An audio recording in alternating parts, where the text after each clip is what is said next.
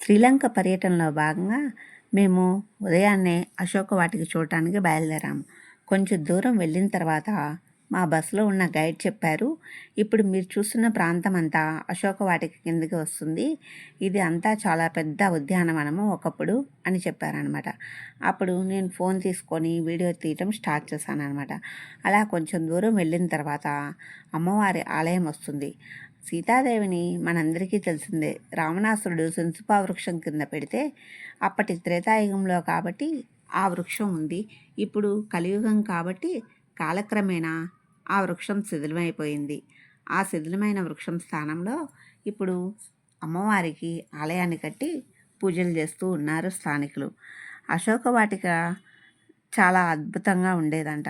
దీన్ని విశ్వకర్మే స్వయంగా నిర్మించారు అని అంటూ ఉంటారు. కానీ మనకి హనుమంతుల వారు నాశనం చేసిన అశోకవనం గురించి ఇప్పుడు చెప్పుకుందాము.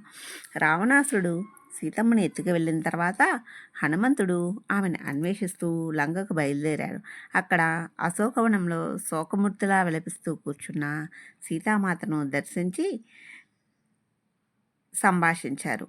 మిగతాది అంటే కొంచెం నేను బ్రీఫ్గా చెప్తూ ఉన్నా, మొత్తం కథంతా మనందరికీ తెలిసిందే కాబట్టి. తర్వాత రామరావణ యుద్ధం జరుగుతుందని, త్వరలో మీకు విముక్తి కలుగుతుందని ధైర్యంగా ఉండమని చెప్పారు. అలా సీతమ్మకు ధైర్యవచనాలు చెప్పిన పిమ్మట హనుమంతుడు ఆలోచించనారంభించాడు. రామరావణ సంగ్రామం తప్పదు. ముందుగా ఇక్కడి వాతావరణము, ఇప్పుడు పరిస్థితులు అర్థం చేసుకున్నట్లయితే నాకు స్వామి కార్యము స్వకార్యము రెండూ అవుతాయి. శత్రుసేనల బలం ఎలా ఉంటుందో తెలుసుకోవాలి అని అనిపించి, చెట్ల నిండా ఫలాలున్నాయి, తింటే బాగుంటుంది కదా అని అనుకొని హనుమంతుడు చెట్ల కొమ్మలు విరగగొట్టాడు. అలాగే ఇంకా మిగతా అంతా అల్లరి చేయటం మొదలుపెట్టాడు. తత్ఫలితంగా ఉద్యానవనంలో అంటే అనేక వృక్షములు నాశనం అయిపోయాయి. కాపలాదారులు పారిపోయారు. అనేక మంది రాక్షసులు హతమైపోయారు. ఒక్క సీతాదేవి కూర్చున్న శంసుపా వృక్షం మాత్రమే అలా ఉంది. హనుమంతుని ఒకే ఒక ముష్టిఘాతంతో అక్షయ కుమారుడు శాశ్వత నిద్రలో ఉన్నారు. లంకానగరం అంతా కోలాహలంతో నిండిపోయింది. రావణాసురుడు అంత పరాక్రమశాలి తన జ్యేష్ఠతనయుడైన ఇంద్రజిత్తును పంపించారు. హనుమంతునిపై దెబ్బలకు తట్టుకోలేక అతను హనుమంతునిపై బ్రహ్మపాసం ప్రయోగించాడు. బ్రహ్మపాసానికి ఏమీ చేయకపోయినా హనుమంతుల వారికి కానీ బ్రహ్మపాసానికి బొద్దుడై దానిని బంధించారు అన్నట్టు నటించారనమాట హనుమంతుల వారు. ఆ తర్వాత రామమహిమను గానం చేయుచూ ఉండెను. అతడు స్వయంగా రావణాసుడితో మాట్లాడటానికి ఆ విధంగా చేశాను.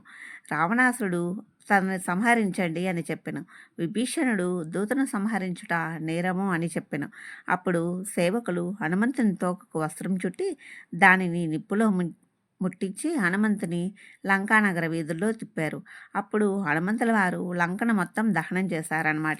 ఇక ఈ కథ అంతా మనందరికీ తెలిసిందే. కానీ అశోక వాటిక మాత్రం చాలా బాగుంది. సీతా ఎలియా, సీతా అమ్మన్ కోవిల్, సీతా వెలుగు లేక సీతా అమ్మన్ దేవస్థానం, అశోక వాటిక లేక సీతాదేవి మందిరం, ఈ పేర్లన్నీ ఈ ఆలయానికి సంబంధించినవే.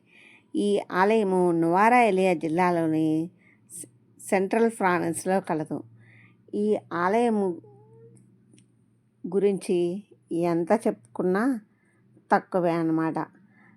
సీతా ఎలియా అమ్మన్ ఆలయము పురాణాల ప్రకారం రాక్షసరాజు రావణుడు సీతను బందీగా ఉంచిన ప్రదేశమని మన అందరికీ తెలిసిందే. ఇక్కడ ఈ ఆలయం దగ్గర ఒక వాగు ప్రవహిస్తుంది.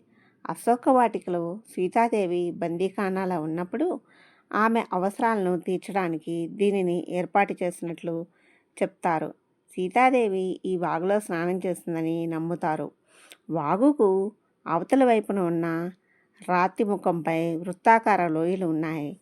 వీటిని హనుమంతుడి పాదముద్రలుగా భావిస్తారు. రామాయణం ప్రకారం హనుమంతుడు ఈ ప్రదేశంలో సీతాదేవిని కలుసుకొని రాముని గురించి చెప్పి మరలా సీతాదేవి దగ్గర నుంచి వెళ్ళి సీత గురించి రాముడికి చెప్పినట్లు మన అందరికీ తెలిసిందే. ఈ ఆలయం మాత్రం చాలా బాగుంది.